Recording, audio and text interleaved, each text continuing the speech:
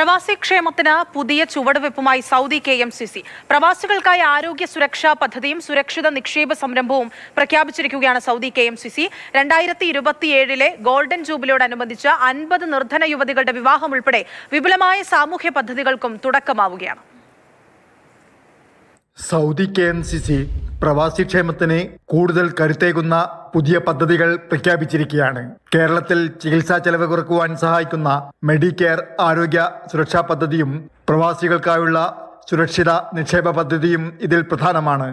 മറ്റൊന്ന് Saudi KMCC പ്രവർത്തകർക്കും കുടുംബങ്ങൾക്കും ഏറെ ഉപകാരപ്പെടുന്ന മെഡിക്കെയർ എന്ന പേരിലുള്ള ആരോഗ്യ പരിരക്ഷാ പാക്കേജിന് കഴിഞ്ഞ ദിവസം മക്കയിൽ ചേർന്ന നാഷണൽ കമ്മിറ്റിയുടെ ഭാരവാഹികളുടെ യോഗം അന്തിമ രൂപം നൽകിയിട്ടുണ്ട്.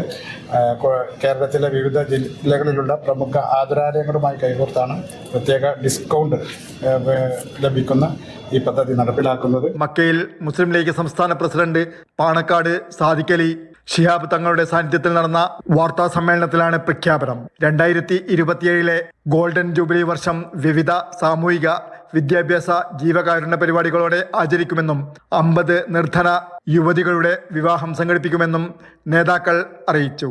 പ്രവാസി ക്ഷേമ പ്രവർത്തനങ്ങൾ കൂടുതൽ കാര്യക്ഷമമാക്കുന്നതിനും സർക്കാർ പദ്ധതികളുടെ ആനുകൂല്യങ്ങൾ അർഹരിലേക്ക് സമയബന്ധിതമായി എത്തിക്കുന്നതിനും പുതിയ ഏകോപന സംവിധാനം ഒരുക്കുമെന്നും KMCC ഭാരവാഹികൾ വ്യക്തമാക്കി.